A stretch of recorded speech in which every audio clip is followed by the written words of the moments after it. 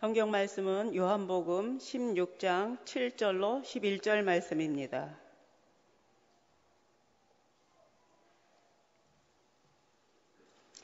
그러나 내가 너희에게 실상을 말하노니 내가 떠나가는 것이 너희에게 유익이라.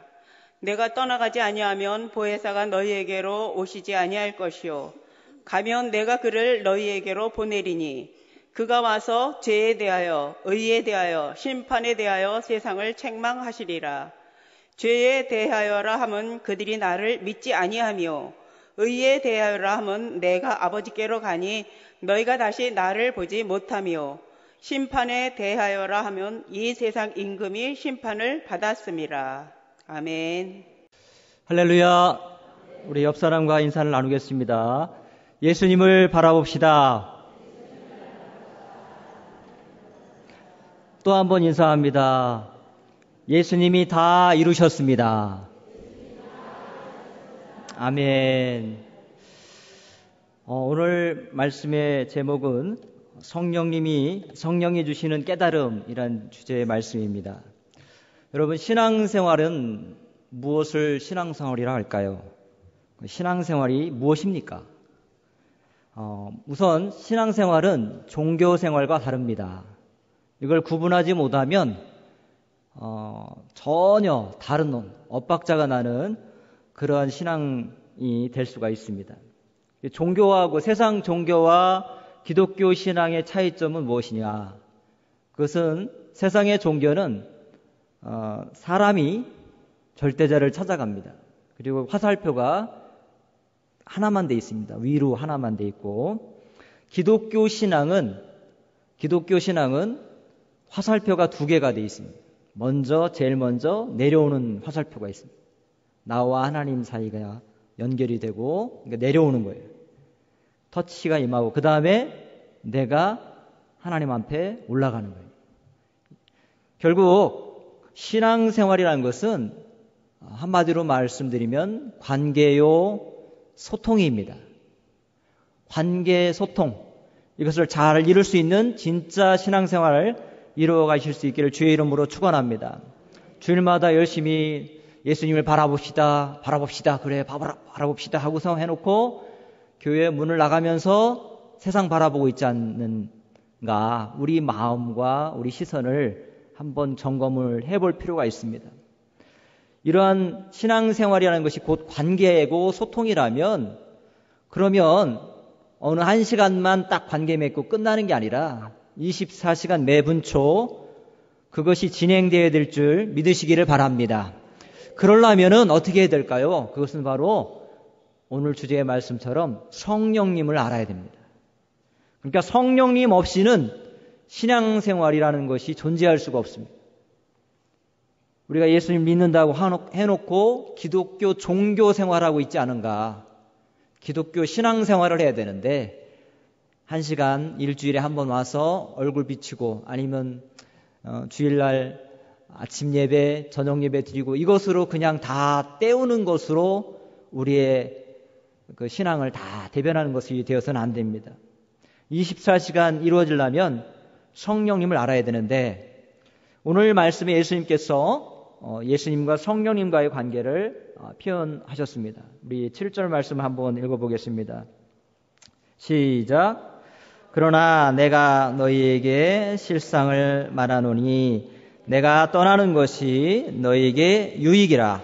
내가 떠나가지 아니하면 보혜사가 너희에게로 오시지 아니할 것이요 가면 내가 그를 너희에게로 보내리니. 아멘. 자, 예수님과 성령님과의 관계 어떨까요? 여기 예수님이 실상을 지금 제자들에게 말씀하고 계십니다. 예수님이 가시면 누가 오신다는 겁니까? 성령님이 오신다는 거예요. 예수님이 가시는 것이 또 유익하다고 말씀하고 계십니다. 왜 이런 말씀을 하시는가? 예수님은 시간과 공간의 제약을 받습니까? 안 받습니까? 예? 육신으로 이 땅에 오신 예수님은 시간과 공간의 제약을 받으실 수밖에 없습니다. 지금 만나는 사람이 누굽니까? 지금 그 시간 그 자리에 있어야 예수님을 만나는 거죠.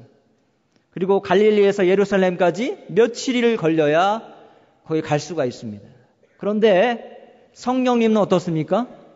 성령님은 시간과 공간의 제약을 전혀 받지 아니하시는 초월하시는 분이신 줄 믿으시기를 바랍니다. 예수님의 영 성령님이 오실 때 시간과 공간을 초월해서 역사하시기 때문에 우리의 신앙생활을 도와주실 수 있다 없다? 도와주실 수 있다는 거예요. 매 순간 분초마다 시간과 공간을 초월해서 우리를 가르쳐 주시고 이끌어 주시고 또 보호해 주시고 인도하시는 이 놀라운 보혜사 성령님을 예수님이 이 시간 소개하고 있습니다. 이 보혜사라고 성경이 이렇게 번역이 됐는데 우리나라 말로 번역이 참 잘 됐습니다. 잘된 번역입니다. 보혜사. 보혜사라는 단어에 보호할 해, 은혜해, 스승사. 그러니까 무슨 말씀입니까? 보호하시고 은혜 베푸시고 가르쳐 주시는 스승님으로 성령님이 일하신다라는 것을 여러분 믿으시기를 바랍니다. 원래 이 성령이라는 단어는 여기 나온 성령, 보혜사라는 이 단어 원어는 파라클레토스라는 뜻이에요. 파라라는 것은 옆에라는 뜻이고 클레라는 뜻은 부르다라는 뜻이고 토스라는 건 사람이에요. 옆에 불러둔 분이에요. 옆에 이렇게 불러둔 분. 그러니까 왜 이렇게 옆에 부르셨냐? 부른 이유가 있습니다. 남을 돕기 위해 부른 분이다. 중재자요, 조종자요, 변호자요, 위로자요, 증인이라 이렇게 해석할 수가 있습니다. 즉 예수님을 대신해서 우리를 위해서 오신 분이 누구냐? 바로 보혜사 성령님인 줄 믿으시기를 바랍니다. 그래서 보혜사 성령님을 의지하느냐 안 하느냐에 따라서 완전히 신앙생활이냐 종교생활이냐 이게 달라지는 겁니다. 실제로 여러분 복음서에 나와 있는 제자들의 모습은 어떻습니까? 복음서에 나와 있는 제자들은 두려움에 떨고 실수도 많이 하고 누가 크냐 하고 막 서로 경쟁하고 1시간 기도하라니까 다 자빠져 자고 있고 배신하고 그냥 이런 일들이 막 일어나고 있어요. 그런데 사도행전의 제자들은 어떻습니까? 완전히 사람이 바뀌었어요. 증인이 되고 목숨을 두려워하지 않고 생명을 걸고 증거합니다. 두려울 것도 없고 죽음도 불사하는 거예요. 왜 이런 일이 벌어졌을까요? 거기에는 보혜사 성령님이 그 안에 임재하셨고 터치하셨고 주관하시고 강림하시고 세례를 받았기 때문에 성령의 큰 세례를 받았기 때문에 그 이후의 삶이 완전히 바뀌어진 줄 믿으시기를 바랍니다. 사도들도 그러한데 하물며 우리는 어떠해야 될까요? 사도들도 그런데 그렇게 예수님한테 직접 사사를 받고 훈련도 받고 교육도 다 받았는데도 불구하고 다 그냥 실패하고 나는 물고기 잡으러 갈겨 이 길이 아닌 게비어 하고서 엉뚱한 짓거리 하고 있던 이 제자들이 성령을 받으니까 성령의 충만함, 성령의 임자함이 딱 보혜사 성령님이 임하니까 각 심령 위에 성령이 임하고 그 입술에 성령이 말하게 하심을 따라 말하기 시작하니까 하나님의 아들 예수 그리스도를 담대하게 증거하고 전파하는 복음의 증인된 줄 믿으시기를 바랍니다. 이게 성령님이 이렇게 중요한 거예요. 그런데 이 성령님에 대해서 오해하는 일들이 있습니다. 성령님은 어떤 힘이나 에너지나 비인격적인 존재가 아닙니다. 성령님은 성부 하나님, 성자 하나님, 그와 똑같은 하나님이십니다. 동시에 지, 정, 의 이를 가지신 인격체이십니다. 인성이 부여되신 분이에요. 그러니까 각 사람 심령 위에 성령이 임하시도록 다 이렇게 역사하시는 겁니다. 그러니까 지, 정, 의로 여러분 가운데 임하시는 거예요.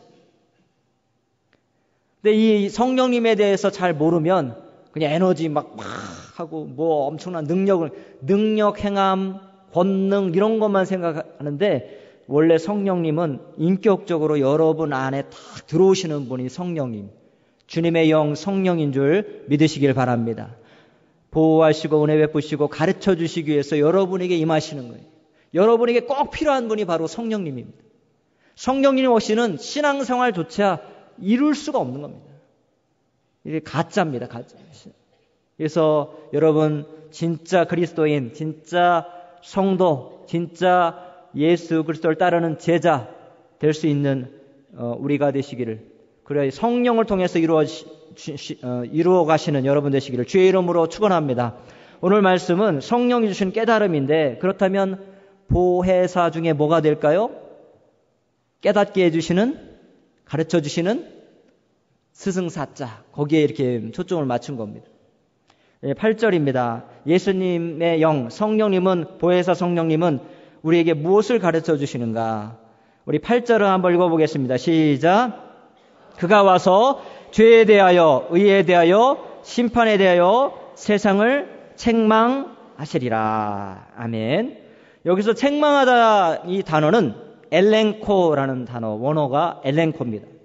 엘렌코라는 의미는 두 가지 의미를 갖고 있습니다. 하나는 부정적으로 쓰는 용법인데, 노출시키다, 폭발시키다, 폭로하다, 꾸짖다, 조롱하다, 이런 부정적인 의미가 있고, 또 하나는 긍정적인 의미가 있어요. 그것은 뭐냐면 확신시키다, 증명하다, 보증하다, 이런 의미를 갖고 있는데, 이 두 가지 의미를 함께 아우르면 곧 깨닫게 하다라는 의미로 표현할 수가 있습니다. 여기서는 책망하다라는 단어로 표현을 했지만, 세상에 대해서, 믿지 않는 불신 세상에 대해서 말하시는 그런 부정적인 표현으로 한다면 책망하다가 맞지만, 우리 예수 믿는 그리스도인 또 제자들에게 적용한다면 깨닫게 하시고 확신시켜 주시는 분, 가르쳐 주시는 분, 그분이 바로 우리 성령님인 줄 믿으시기를 바랍니다. 그렇다면 첫 번째, 무엇에 대해서 깨닫게 해주시는가? 성령님은 죄에 대해서 깨닫게 해 주십니다. 우리 9절 말씀 한번 읽어보겠습니다. 시작. 죄에 대하여라 함은 그들이 나를 믿지 아니하며. 아멘. 거기까지 읽겠습니다. 죄에 대함이란 그들이 나를 믿지 않는다. 불신을 얘기하고 있습니다. 불신이 바로 죄라는 것을 말씀하고 있습니다.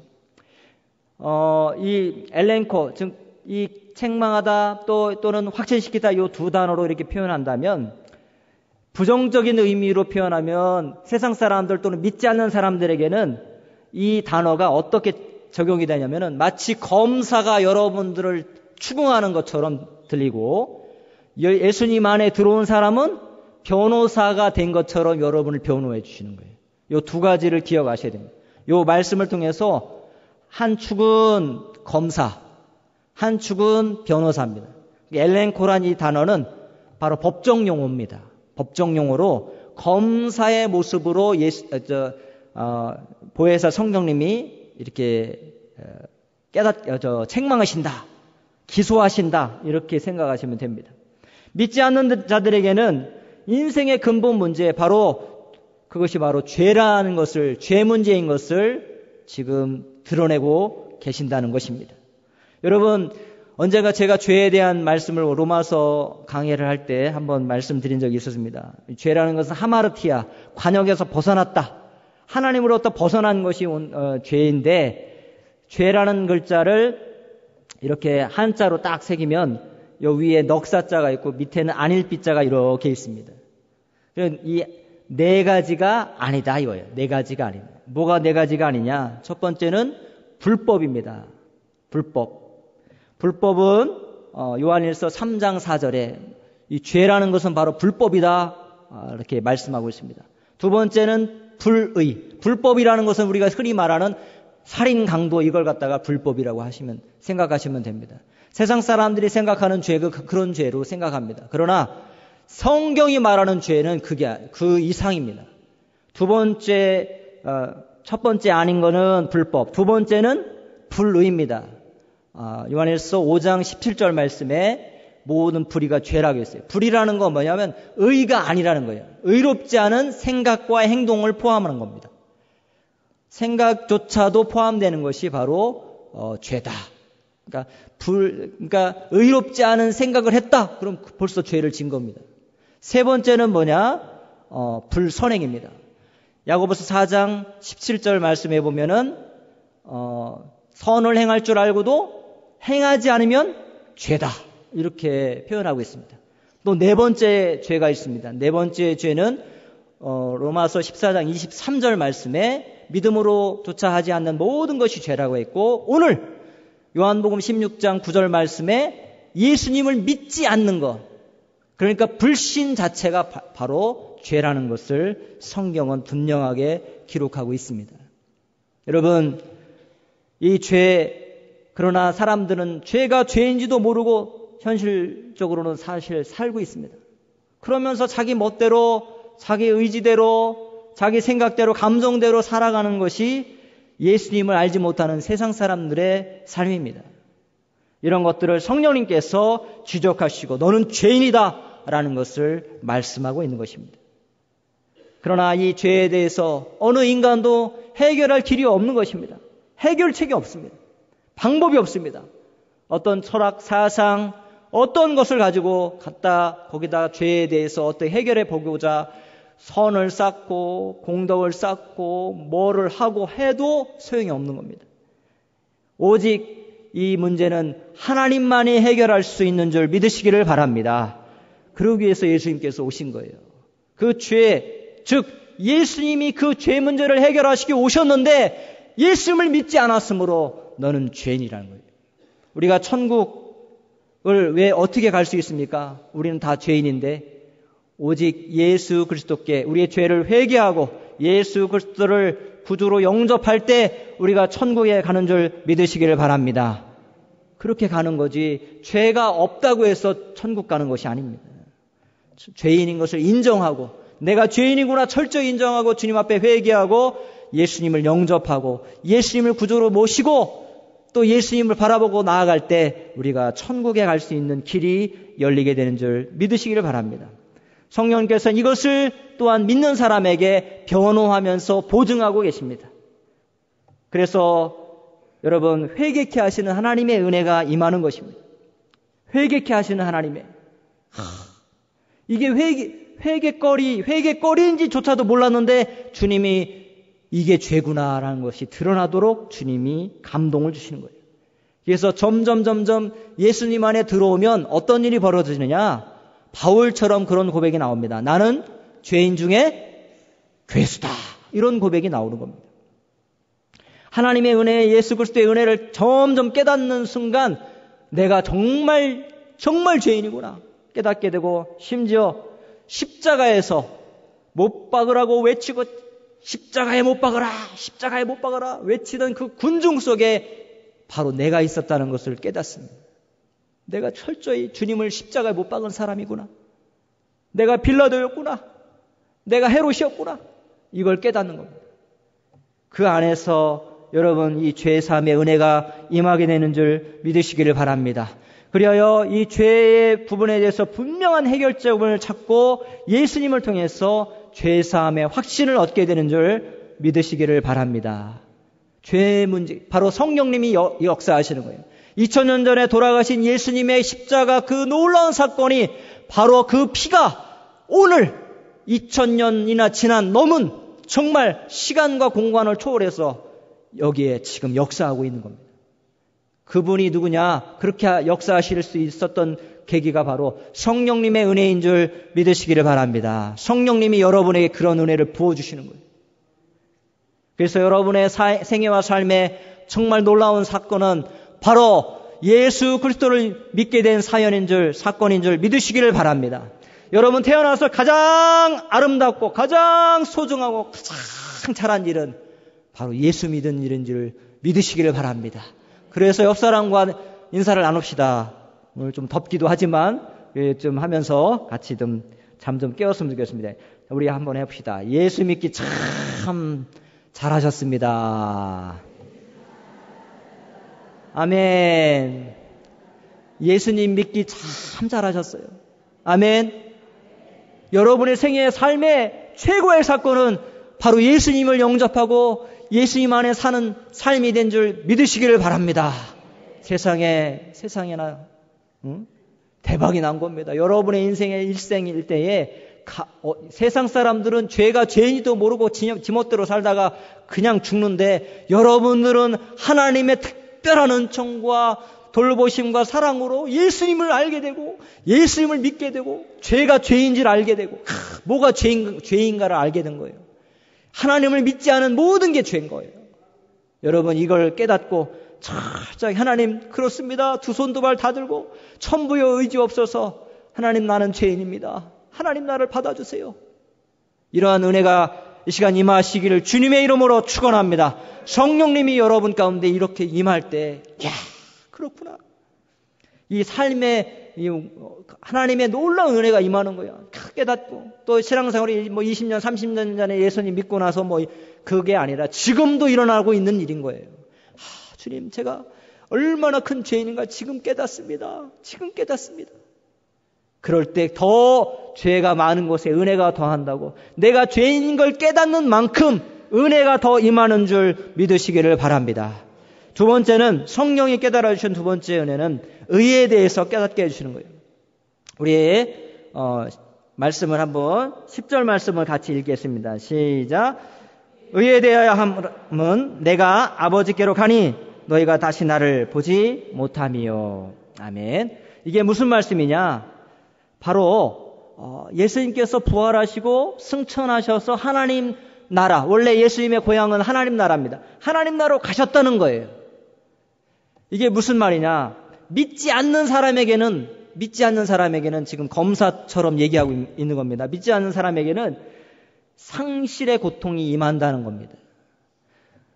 이 땅에, 이 세상에 유일한 의가 되시는 예수님이 이 세상에서 사라진 거예요.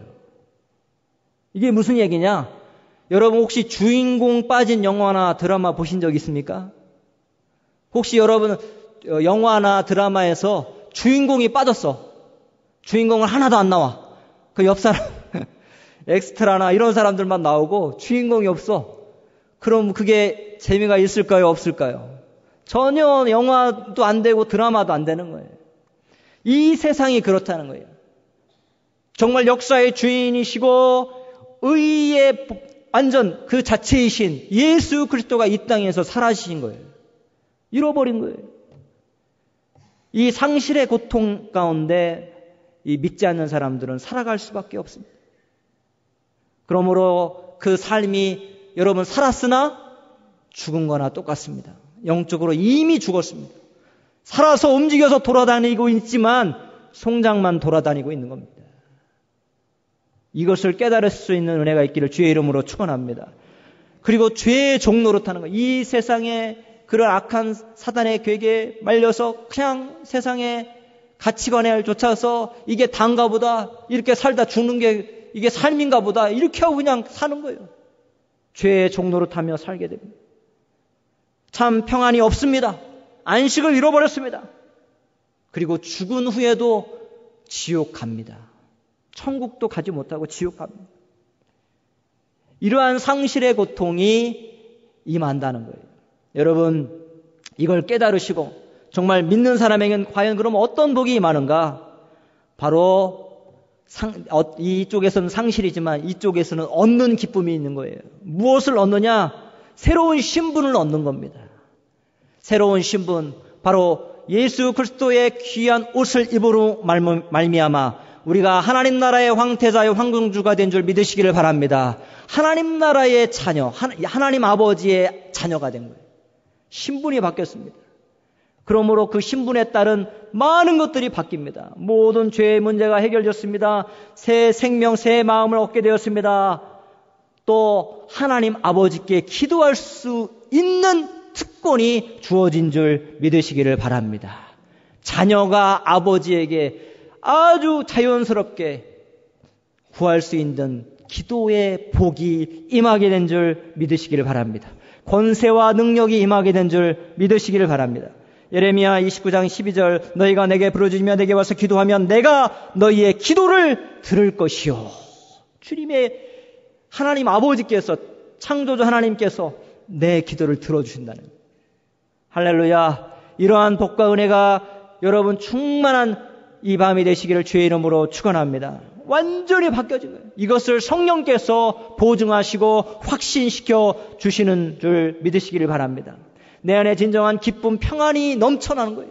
아무것도 없는데 주님이 우리 이러한 세상이 알 수도 없는 기쁨, 세상이 줄 수도 없는 평안, 세상에서는 도저히 있을 수 없는 소망을 우리에게 충만하게 부어주시는 이 성령님의 은혜가 오늘 이 밤에 임하시기를 주님의 이름으로 축원합니다. 새로운 피조물된 그러한 놀라운 신분의 전환과 그러한 놀라운 역사가 임하게 되었습니다. 성령님이 이것을 계속적으로 지금 보증하여 주시고 확신시켜 주고 계십니다. 이걸 깨닫는 이 밤이 되시기를 주의 이름으로 축원합니다. 세 번째 깨달음은 뭐냐? 심판에 대해서입니다. 우리 심판에 대해서 11절 말씀 같이 읽겠습니다. 시작. 심판에 대하여함은 이 세상 임금이 심판을 받았습니다. 아멘. 이것은 무슨 말씀이냐? 승리를 확신시켜 주시는 말씀입니다. 이 세상, 그러니까 믿지 않는 사람에게 또 이렇게 적용을 합니다. 믿지 않는 사람에게는 영원히 멸망한다는 얘기를 말씀하고 있는 겁니다. 소망이 없는 거예요. 아무리 여기다 뭐를 해도 이제 끝나는 겁니다. 그리고 하나님께서 약속하신 말씀대로 창세기 3장 15절 말씀처럼 뱀의 머리를 주님께서 박살내신 줄 믿으시기를 바랍니다. 여러분, 마귀를 쫓아 살면, 마귀와 함께 살면 그냥 마귀와 함께 멸망할 수밖에 없습니다. 영원한 불지옥으로 심판받아 죽을 수밖에 없는 인생입니다. 그러나 우리 믿는 사람에게는 하나님께서 승리의 확신을 주시는데 핍박도 고난도 두려워하지 않고 전진할 수 있는 그런 확신 가운데 살 수 있는 용기를 우리 성령께서 채워주시는 줄 믿으시기를 바랍니다. 그래서 요한복음 16장 33절 이것을 너에게 이루는 것은 너희로 내 안에서 평안을 누리게 함이라. 세상에서 너희가 환난을 당하라. 담대하라. 내가 세상을 이기었노라. 아멘 말씀하고 계십니다. 요한일서 5장 4절 말씀에도 마찬가지입니다. 그 승리의 확신의 말씀을 하고 있습니다. 마귀를 대적하고 이길 수 있도록 하나님께서 큰 용기와 담대함을 주셨습니다. 왜 그렇습니까? 우리는 이미 이겨놓은 싸움을 싸우고 있는 줄 믿으시기를 바랍니다. 여러분, 세상에서 가장 쉬운 시험은 답을 알고 치르는 시험이 쉬운 그 시험이에요. 이미 우리는 세상이 어떻게 돌아가는지 성령을 통해서 말씀을 통해서 다 지금 다 말씀하셨습니다. 그러니까 어떻게 되는지 다 답을 알고 있어요. 또 두 번째, 이미 이겨놓은 싸움 다 그냥 초토화시켰어요. 우리는 가서 죽기만 하면 되는 겁니다. 이러한 승리의 확신을 성령께서 주시는 줄 믿으시기를 바랍니다. 여러분, 이 안에 들어갈 때 이 성령님이 이루시는 이 놀라운 깨달음을 알고 살아갈 때 우리에겐 정말 기쁨과 감사, 감격이 넘칠 수밖에 없습니다. 이런 은혜가 이 밤에 임하시기를 주님의 이름으로 축원합니다. 데이비드 시멘스라는 상담, 치유 이렇게 사역자 이렇게 책 보면은 이런 그 예화가 나와 있습니다. 그 예화에 보면은 이런 얘기가 나옵니다. 어떤 한 사람이 심장 이 절개 수술을 받게 되었습니다. 받기 전날이었습니다. 간호사가 왔습니다. 이 베테랑 간호사예요. 베테랑 간호사인데 와서 쭉 설명을 합니다. 그런데 그 환자분의 손을 꼭 이렇게 잡아요. 악수를 하면서 환자분 제 손을 한번 꼭 잡아보세요 한 거예요. 참 그래서 이렇게 환자 입장에서 야, 참 이 간호사 훌륭한 간호사다 이렇게 생각하고 이렇게 하는데 그러면서 설명을 하는 거예요. 환자분 내일 수술을 받으실 터인데 그때 어떤 일이 벌어지는지 설명해 드리겠습니다. 그때 환자분과 심장이 분리됩니다. 분리된 상태에서 오직 기계 작동에 의해서만 생명의 도움을 받을 수 유지될 것입니다. 만약에 성공적으로 심장 수술이 끝났다면 심장은 이제 다시 정상으로 움직이게 될 것입니다. 마침내 회복실에 들어갑니다. 회복실에서 어떤 일이 벌어지냐. 6시간 동안은 꼼짝할 수 없이 아주 눈 하나 눈을 뜰 수도 없고 하는데 의식은 돌아옵니다. 내가 지금 살았구나. 지금 내가 여기 어디지? 이렇게 마음은 있을 수 있지만 아무것도 움직일 수 없을 것입니다. 그때 제 손을, 그 환자분의 손을 잡고 있을 터이니 안심하시고 걱정하지 마시고 조금 있으면 깨어날 것이라고 생각하십시오. 이렇게 하고 갔어요. 그런데 그 다음날 그런 일이 벌어졌습니다. 실제로 자기는 아무것도 할 수 없고 그냥 의식은 있는데 지금 깨어났는데 아무것도 할 수 없어. 내가 지금 그 죽은 거가 사는가? 뭐 이러고 있는 거예요. 이럴 때 옆에서 간호원이 그 손을 꼭 잡아준 거예요. 아, 그렇구나. 나는 살아났구나. 깨어났구나. 그러면서 안심이 되면서 너무 기쁜 평안을 누렸다고 이렇게 예화에 나와 있습니다. 여러분, 여러분의 심령 가운데 성령님이 이렇게 임하고 계시는 줄 믿으시기를 바랍니다. 어떤 일이 벌어질 것이며 어떻게 될 것이며 어떻게 이룰 것인지 주님이 다 말씀하셨고 그것을 보증하시고 확신시켜 주시고 함께 하시는 분이 우리 보혜사 성령님인 줄 믿으시기를 바랍니다. 성령님을 의지할 때 이러한 은혜가 임하게 되는 줄 믿으시기를 바랍니다. 여러분의 성령님, 우리 성령님 한 사람에게 성령님께서, 보혜사 성령님께서 임하고 찾아와 주십니다. 여러분을 붙들어 주고 계십니다. 인격적으로 그분을 환영하고 모시고 살아갈 때 우리는 진짜 신앙생활을 할 수가 있습니다. 그분은 죄에 대해서, 의에 대해서, 심판에 대해서 철저하게 깨닫게 하시고 또 확신시켜 주십니다.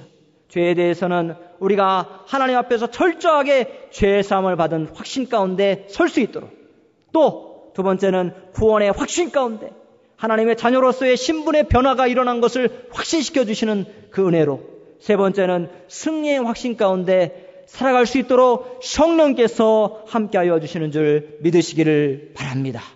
여러분, 이 가을에 주님 보혜사 성령님 오시옵소서. 주님 환영합니다. 주님의 영 성령님 임하시옵소서. 주님과 함께 살아가는 그 아름다운 나날이 이어져가는 복된 우리 귀한 성도님들 다 되시기를, 그래 하나님께 영광 돌리는 은혜가 있기를 주의 이름으로 축원합니다. 기도하겠습니다. 하나님 아버지 감사합니다. 성령이 주시는 귀한 깨달음을 갖고 죄사함의 확신, 구원의 확신, 승리의 확신을 갖고 하나님 이 세상 가운데 하나님의 영광을 위해서 아버지 살아갈 수 있도록 도와주시옵소서. 진짜 아버지 하나님 신앙생활을 할 수 있도록 도와주시옵소서. 종교생활이 아니라 진짜 주님과 교통하며 교제하며 소통하며 관계 맺으며 그 아름다운 나날을 이어갈 수 있는 이 가을이 될 수 있도록 저희를 붙잡아 주옵소서. 두보라 선교의 헌신으로 하나님 앞에 올려드립니다. 귀한 헌신을 받으시고 주님과 동행하며 성령님, 보혜사 성령님 의지하면서 확신 가운데 믿음으로 승리하는 우리 두보라 선교회 되게 도와 주옵소서. 예수님의 이름으로 기도드리옵나이다. 아멘.